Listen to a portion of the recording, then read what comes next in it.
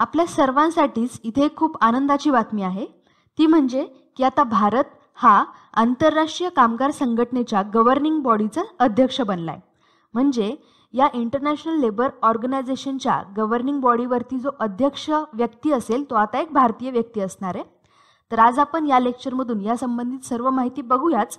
याशिवाय आपण ILO या एका खूप महत्त्वाच्या संघटनेविषयी सुद्धा माहिती बघू, जसं की ही ILO संघटना काय करते, हिचं काम काय आहे आणि आता कोणते भारतीय व्यक्ती आहेत जे की या संघटनेच्या गव्हर्निंग बॉडीचे अध्यक्ष बनणार आहेत. ही सर्व महत्त्वाची माहिती आज आपण या लेक्चरमधून कव्हर करूयात. तर विजन गव्हर्नमेंट जॉबमध्ये तुम्हा सर्वांचं पुन्हा एकदा स्वागत. या लेक्चरची ऑडिओ फाईल आणि PDF दोन्ही तुम्हाला विजन गव्हर्नमेंट जॉब ऑफिशियल या टेलिग्राम चॅनलवरती मिळेल. तसेच विजन स्टडीचं ॲप हे आता प्ले स्टोअरवरती अवेलेबल आहे. जर तुम्ही अजूनही डाउनलोड केलं नसेल तर ते तुम्ही डाउनलोड करून घ्या, कारण त्यामध्ये खूप चांगल्या दर्जाचं अभ्यास साहित्य हे फ्री मिळते. तसेच त्यामध्ये तुम्ही रोज टेस्टसुद्धा देऊ शकता. ओके, तर आता आपण या आपल्या लेक्चरकडे वळू. तर जसं की मी तुम्हाला आत्ताच सांगितलं की ILOच्या गव्हर्निंग बॉडीचे म्हणजेच नियामक मंडळाचे अध्यक्षपद हे आता भारताकडे आले. हे अध्यक्षपद भारतीय व्यक्तीकडं ऑक्टोबर 2020 पासून ते जून 2021 पर्यंत असणार आहे. इथे तुम्ही ILOचा सिम्बॉल बघू शकता. तर कशाचा अध्यक्ष बनलाय भारत? तर ह्या ILOच्या गव्हर्निंग बॉडीचा. ही गव्हर्निंग बॉडी खूप महत्त्वाची असते या ILOच्या कामकाजामध्ये. आता ही एवढी महत्त्वाची का असते? कारण गव्हर्निंग बॉडीज सगळे महत्त्वाचे मॅटर्स बघत असते, जसं की पॉलिसीज बनवणं, एजेंडा सेट करण्यापासून ते ILOचं बजेट ठरवण्यापर्यंतची महत्त्वाची कामं ही गव्हर्निंग बॉडीज म्हणजे हे नियामक मंडळच ठरवत असतं. यासोबतच डायरेक्टर जनरलचे इलेक्शन्स घडवून आणणं यामध्ये सुद्धा या गव्हर्निंग बॉडीचा खूप मोठा हात असतो. आपल्याला माहिती आहे की कुठल्याही संस्थेचं नियामक मंडळ हे खूप महत्त्वाचा रोल प्ले करत असतं त्या संस्थेच्या कामकाजामध्ये. तसंच इथे पण आहे. आणि भारत या आधीसुद्धा या जागेवरती राहिलेला आहे, पण ते 35 वर्षांपूर्वी. म्हणजे आता तब्बल 35 वर्षानंतर भारताला ही एक ऑपॉर्च्युनिटी मिळाली आहे. चला तर मग आता आपण थोडं या ILO बद्दल पण माहिती करून घेऊ. ILO ही एक युनायटेड नेशन्सची संस्था आहे किंवा एक एजन्सी आहे. हिचा मेन एजेंडा असा आहे की जे श्रमिक लोक किंवा जगातले जे सर्व कामगार आहेत तर त्यांना सामाजिक आणि आर्थिक न्याय मिळवून देणं आणि त्यासाठी काही इंटरनॅशनल स्टँडर्ड्स ठरवणं, रूल्स बनवणं आणि या कामगारांच्या हितांचं काम करणं, तर हे महत्त्वाचं ILOचं काम असतं.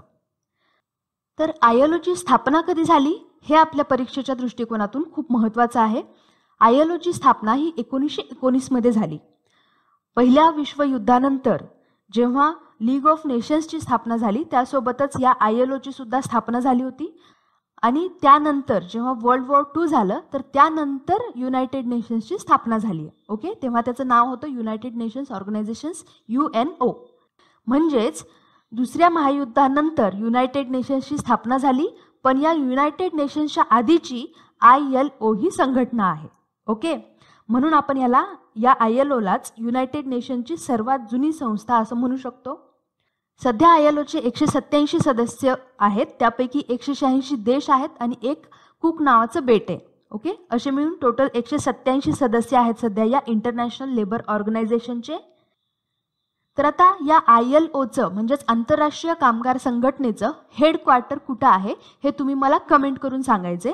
मी तुम्हाला एक हिंट देते की हे स्वित्झर्लंड या देशामध्ये आहे, पण त्यामध्ये पण स्पेसिफिक कुठे आहे ते तुम्ही सांगायचं आहे. ठीक आहे, तर आता आपण या संघटनेची महत्त्वाची उद्दिष्टे बघूयात. त्यापैकी पहिलं महत्त्वाचं म्हणजे सर्वांना काम करण्याचा अधिकार आहे. हे काम सहज उपलब्ध व्हावं, ते उत्पादक असावं आणि शाश्वत असावं. म्हणजे जगात सर्वच ठिकाणी सर्वांनाच इझिली ॲक्सेसिबल, प्रोडक्टिव्ह आणि सस्टेनेबल वर्क असावं, हा यामागचा पहिला उद्देश आहे. आणि त्या कामामध्ये प्रत्येकाला फ्रीडम असावं म्हणजे स्वातंत्र्य असावं, इक्विटी म्हणजेच न्यायबुद्धी असावी आणि सिक्युरिटी आणि डिग्निटीसुद्धा असावी. म्हणजेच हे जे काम आहे हे प्रतिष्ठेचं असावं आणि त्या कामगाराला कामाची सुरक्षासुद्धा मिळावी. ठीक आहे, आणि हे सर्व कामगारांना मिळावं यासाठी ते वेगवेगळ्या प्रकारच्या ट्रीटी, करार किंवा कायदे बनवतात, अधिवेशनं भरवतात.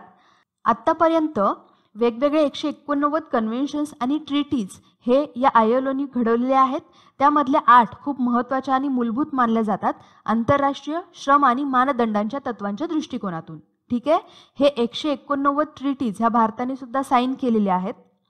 आणि या संघटनेचा मूलभूत उद्देश काय आहे की संघटनांचं स्वातंत्र्य असावं जेणेकरून ट्रेड युनियन, लेबर युनियन बनतील आणि कामगारांकडं कलेक्टिव्ह बार्गेनिंगचा अधिकार म्हणजेच सामूहिकरित्या एखादी मागणी मान्य करून घेण्याचा अधिकार सुद्धा कामगारांकडे असावा.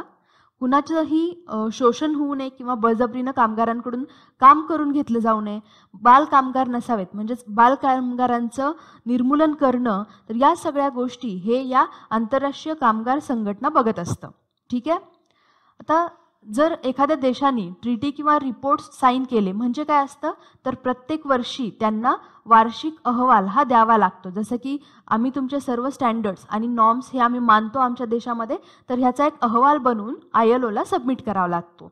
जसं की आता भारत म्हणजे आपण पण ह्याचे सदस्य आहोत, तर भारत काय करतं की प्रत्येक वर्षी त्या वर्षीचे अहवाल बनवतो, रिपोर्ट्स बनवतो, जे की नंतर आपल्याला ILOला सबमिट करावे लागतात.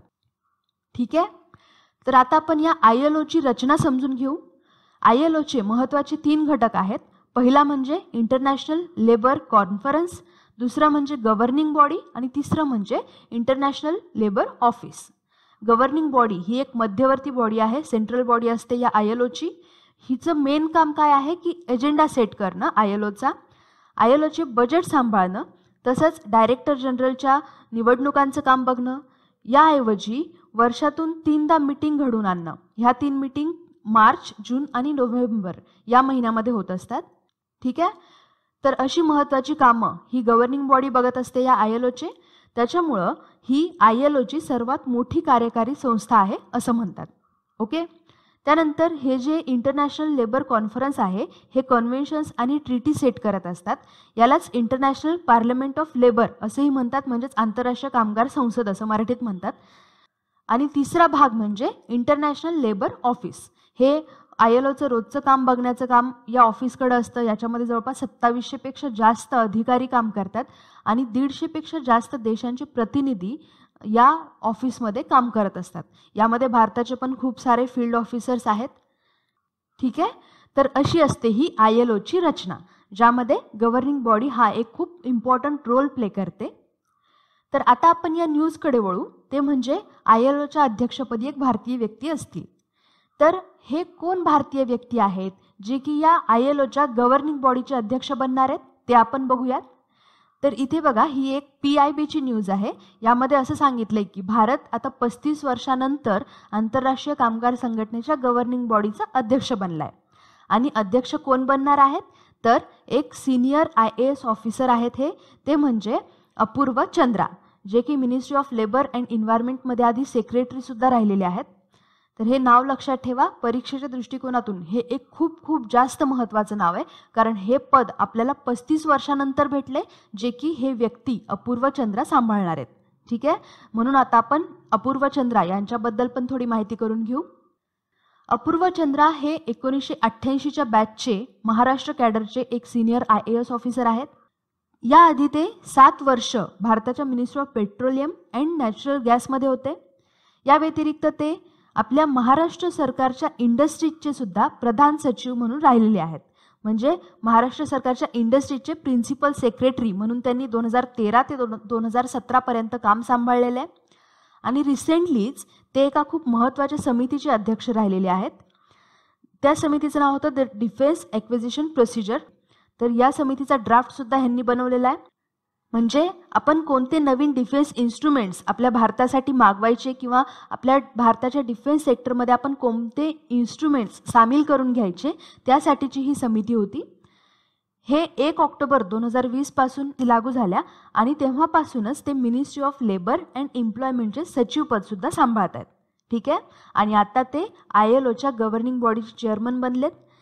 ते ऑक्टोबर 2020 पासून ते जून 2021 पर्यंत या गव्हर्निंग बॉडीचे चेअरमन असतील. ठीक आहे. तर आय होप की तुम्हाला या लेक्चरमधून ILO संबंधित आणि अपूर्व चंद्रा यांच्याबद्दल संपूर्ण माहिती समजली असेल. तर आता मी इथेच थांबते. भेटूयात पुढच्या लेक्चर्समध्ये. तोपर्यंत जय हिंद, जय महाराष्ट्र. धन्यवाद.